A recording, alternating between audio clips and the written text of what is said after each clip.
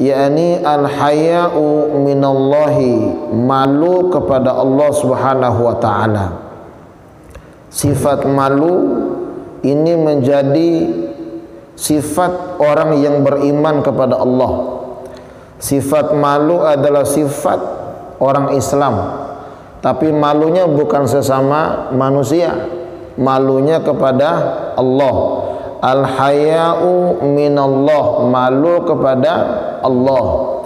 Kalau kita malu kepada Allah Subhanahu wa taala, maka kita akan menghindarkan diri daripada perbuatan maksiat, menghindarkan diri daripada perbuatan dosa, karena Allah Maha melihat, Allah Maha mengawasi, Allah Maha mengetahui, Allah Maha mendengar, dan Allah Maha segala-galanya. Itu kalau malunya kepada Allah. Kalau malunya sesama manusia, kalau ada manusia dia malu berbuat dosa, kalau nggak ada manusia, masya Allah, oh dia kencang maksiatnya. Ini kalau malunya sesama manusia. Malu dalam hal ini jemaah sekalian bukan hanya malu kepada umat manusia, tapi malu kepada Allah Subhanahu wa taala, karena Allah Maha segala-galanya. Nah, ini ciri orang yang beriman kepada Allah Subhanahu wa taala, dan orang beriman harus punya malu. Coba lihat sekarang berapa banyak orang yang malunya hampir tidak ada.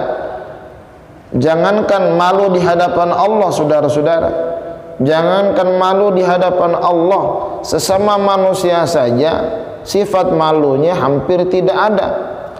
Malu berbuat maksiat terang-terangan di hadapan umat manusia, malu berbuat dosa terang-terangan di hadapan kita, malu berbuat dosa terang-terangan di hadapan umat manusia, apalagi di hadapan Allah. Sekarang ini terkadang orang malu kalau ada CCTV. Awas, ada CCTV katanya.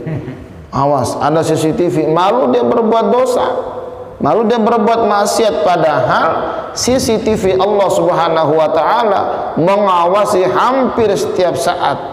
Hampir setiap saat, bahkan Allah Subhanahu wa taala Maha tahu, Maha melihat, Maha segala-galanya, walaupun perbuatan tersebut di tempat yang gelap, di malam hari, nggak ada yang lihat, Allah masih Maha tahu, Allah masih Maha melihat. Inilah yang dituntut oleh Allah Subhanahu wa taala kepada kita, al-haya'u minallah, malu kepada Allah Subhanahu wa taala. Jemaah sekalian, di dalam kitab ini ada hadis dari baginda Rasulullah sallallahu alaihi wasallam. Qala Nabi sallallahu alaihi wasallam, bersabda siapa baginda Rasulullah sallallahu alaihi wasallam, al-haya'u minal iman, malu sebagian daripada iman. Artinya orang yang beriman kepada Allah harus punya sifat malu, harus merasa malu. Jemaah sekalian, dan di dalam kitab ini juga ada hadis an Abdullah bin Mas'ud anna Nabiyya sallallahu alaihi wasallam qala istahyu minallahi haqqal haya. Ini hadis dari Abdullah bin Mas'ud. Sesungguhnya Nabi Muhammad Rasulullah sallallahu alaihi wasallam bersabda, istahyu minallahi haqqal haya. Malulah kalian kepada Allah Subhanahu wa taala sebaik-baiknya malu, sebenar-benarnya malu. Jadi ada perintah dari baginda Rasul, kalau malu itu harus menjadi orang-orang yang sebenar-benarnya malu, bukan malu-malu kucing. Istilah orang malu-malu kucing gimana tuh, Pak Haji? Malu-malu kucing tuh kalau lihat kucing ada ikan asin, oh dia makan, ya kan, majikannya ada, dia nggak berani makan tuh. Coba kalau majikannya pergi, habis ikan asin, tuh orang-orang bilang malu-malu kucing. Artinya begitu ada orang lain, oh dia nggak berani berbuat macam-macam. Begitu nggak ada orang, wah habis itu dibuat sama dia. Harusnya jangan malu-malu kucing ya, tapi malu kepada Allah, sebenar-benarnya malu dalam hadis ini. Qala faqulna ya Nabi Allah, kata Ibnu Mas'ud ini, wahai Nabi Allah, inna nastahyi, kami ini sudah malu. Qala, kata Nabi, laisa dzalik, malu itu bukan begitu, kata Nabi. Jadi Ibnu Mas'ud ini sudah punya malu katanya, tapi kata Nabi, malu itu bukan begitu. Yang dimaksudkan sebaik-baik malu itu, kata Nabi, walakin man istahya minallahi haqqal haya, akan tetapi yang dimaksudkan orang yang malu kepada Allah Subhanahu wa taala dengan sebaik-baiknya malu adalah falyahfazir ra'si wa ma hawa. Orang yang malu itu adalah orang yang menjaga kepalanya dan sekitar kepalanya. Artinya menjaga kepala ini dari berbuat maksiat, dari berbuat dosa, dan sesuatu di sekitar kepalanya. Apa tuh di kepala ini? Ada pikiran, apalagi ada mata, ada telinga, ada hidung, ada lisan. Nah, yang di sekitar kepala ini, kata Nabi, orang yang malu itu adalah orang yang mampu menjaganya, menjaga daripada perbuatan dosa, menjaga daripada perbuatan maksiat. Bagaimana matanya dijaga nggak daripada perbuatan dosa? Kalau dijaga daripada perbuatan dosa, menghindari daripada perbuatan maksiat, maka itulah orang yang punya malu, sebenar-benarnya malu. Lalu telinganya digunakan untuk apa? Kalau telinganya digunakan untuk mendengarkan ayat-ayat Allah, digunakan untuk mendengarkan firman-firman Allah, nasihat-nasihat agama, nasihat-nasihat kebaikan, maka itulah orang yang menjaga telinganya daripada malunya kepada Allah. Jangan sampai digunakan untuk maksiat telinganya. Kadang-kadang kita ini kalau dapat kabar dari orang satu jengkal, nyebarirnya bisa 10 jengkal. Nah, jemaah yang dimuliakan Allah Subhanahu wa taala, bagaimana lisan kita? Orang yang punya malu kepada Allah Subhanahu wa taala, sesungguhnya yang punya malu itu adalah mereka yang menjaga lisannya daripada perbuatan maksiat. Lisannya mengucapkan kalimat-kalimat kotor, lisannya mengucapkan kalimat-kalimat yang tidak baik. Itu bukan orang yang punya sifat malu kepada Allah. Seharusnya lisan digunakan untuk baca Quran, lisan digunakan untuk berdakwah, lisan digunakan untuk mengucapkan kalimat-kalimat yang baik, lisan digunakan untuk zikrullah, lisan digunakan untuk selawat kepada baginda Rasul, lisan digunakan untuk membaca buku-buku yang baik, membaca kalimat-kalimat dan nasihat-nasihat yang baik, lisan digunakan untuk menyampaikan amanat-amanat yang baik, lisan digunakan untuk selalu berbuat ibadah kepada Allah Subhanahu wa taala. Inilah orang yang menjaga lisannya, dan inilah orang yang menjaga kepalanya dan sekitar kepalanya, dan inilah orang yang malu menurut baginda Rasul. Apalagi orang yang punya sifat malu itu, di dalam hadis ini masih ada kelanjutannya, wal batona, orang yang menjaga perutnya. Menjaga dari apa? Wa ma wa'a, dan menjaga daripada perutnya itu diisi daripada yang diharamkan Allah Subhanahu wa taala. Dia menjaga perutnya bahwa apa saja yang masuk kepada perutnya diridhai oleh Allah Subhanahu wa taala atau tidak. Orang yang punya sifat malu kepada Allah tidak akan memasuki makanan yang haram yang masuk ke dalam perutnya. Nggak sembarangan, nggak memasukkan barang-barang haram, makanan-makanan haram. Yang dimakan selalu yang baik-baik, yang halal, yang berkah. Itulah orang yang punya sifat malu kepada Allah Subhanahu wa taala. Jadi perut kita ini diisi dari hal yang haram, dari hal-hal yang halal. Jangan sampai diisi dari hal-hal yang haram. Wal farja, orang yang punya sifat malu kepada Allah Subhanahu wa taala yang sesungguhnya adalah menjaga kemaluannya, menjaga zakarnya, menjaga farjinya daripada berbuat zina. Tidak boleh. Nah, orang yang punya sifat malu, dia hanya berbuat dari kemaluannya yang dihalalkan Allah Subhanahu wa taala, bukan daripada yang diharamkan Allah. Tidak sembarangan menjajakan dirinya. Kalau orang sudah tidak punya sifat malu, masya Allah, zina di mana-mana, ya kan, maksiat di mana-mana, nggak dijaga kemaluannya.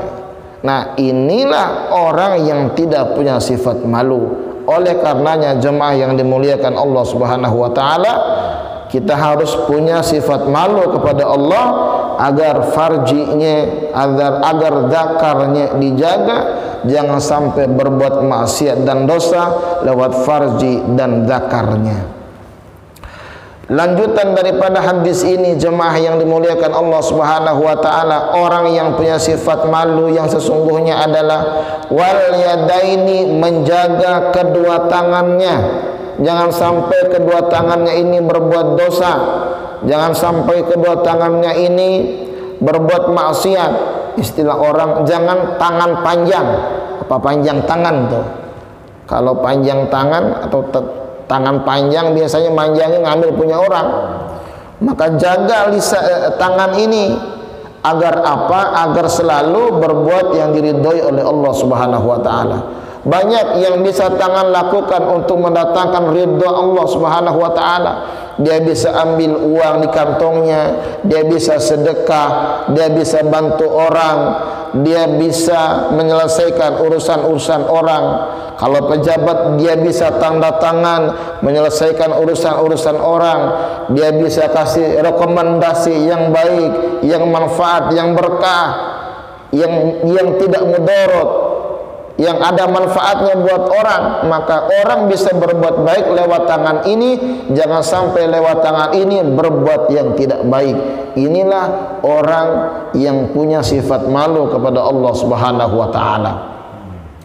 Yang selanjutnya jemaah yang dimuliakan Allah, warijlaini, menjaga kedua kaki, menjaga daripada kaki ini melangkah ke tempat-tempat maksiat, menjaga kedua kaki ini melangkah ke tempat-tempat berbuat dosa. Harusnya kaki kita giring, kita ajak untuk selalu beribadah kepada Allah. Bagaimana ibadahnya? Melangkahkan kaki untuk cari nafkah yang halal, nafkah yang berkah. Melangkahkan kaki menuju tempat usaha yang berkah, melangkahkan kaki menuju kantor untuk menunaikan amanat daripada Allah, melangkahkan kaki menuju masjid untuk ibadah, untuk salat yang 5 waktu, melangkahkan kaki menuju musalla untuk ibadah, melangkahkan kaki untuk silaturahim, melangkahkan kaki untuk menyelesaikan urusan orang. Maka inilah orang yang punya sifat malu kepada Allah Subhanahu wa taala. Sebab pada saat kaki dia melangkah, dia membayangkan ada Allah Subhanahu wa taala yang selalu mengawasinya. Nah, inilah orang yang menjaga kakinya, jemaah yang dimuliakan Allah Subhanahu wa taala. Dan inilah orang yang malu kepada Allah. Dan selanjutnya dalam hadis ini, wal yadhkuril maut wal bala, orang yang malu kepada Allah Subhanahu wa taala adalah orang yang mengingat mati dan ancaman atau bala dari Allah. Orang yang mengingat mati juga itu orang yang punya sifat malu kepada Allah. Kenapa tidak? Karena pada saat orang yang mengingat kematian, orang tersebut seakan-akan hidupnya tidak ada artinya lagi. Orang yang mengingat kematian bahwa dirinya akan mengalami kematian. Orang yang mengingat kematian bahwa dia menyiapkan segala sesuatu untuk menghadapi kematiannya. Sehingga pada akhirnya kalau yang demikian adanya, orang tersebut akan selalu beribadah kepada Allah Subhanahu wa taala.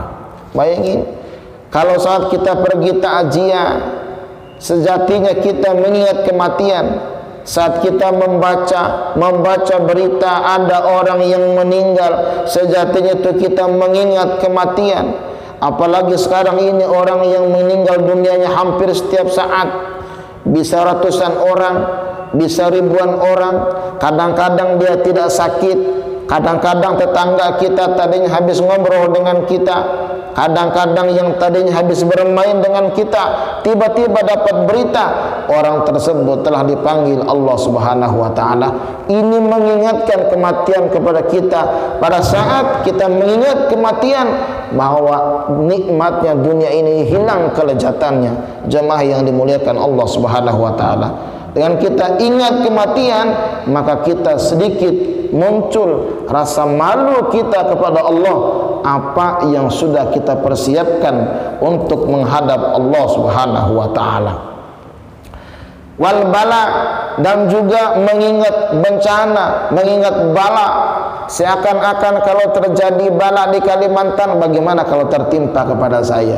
Kalau terjadi bala bencana di Sumatera, bagaimana kalau itu menimpa diri saya? Kalau terjadi bala bencana di Nusa Tenggara, bagaimana kalau terjadi dalam diri saya? Kalau terjadi bala bencana di Jawa Barat, di Jawa Tengah, di Jawa Timur, seandainya bagaimana kalau itu terjadi kepada diri kita? Saat kita mengingat bala, lalu memunculkan nilai dalam diri kita untuk kembali beribadah kepada Allah Subhanahu wa taala. Dengan demikian itulah orang yang malu sesungguhnya, yang benar-benar malu kepada Allah Subhanahu wa taala. Masih ada kelanjutan daripada hadis ini, jemaah yang dimuliakan Allah. Wa man aradal akhirata taraka zina. Wa man aradal akhirata, siapa orang yang menghendaki akhirat, siapa orang yang menghendaki nikmatnya akhirat, taraka zinatal hayatid dunya, maka dia akan meninggalkan perhiasan dunia. Orang yang punya sifat malu kepada Allah Subhanahu wa taala adalah orientasinya ke akhirat, orientasinya ke Allah.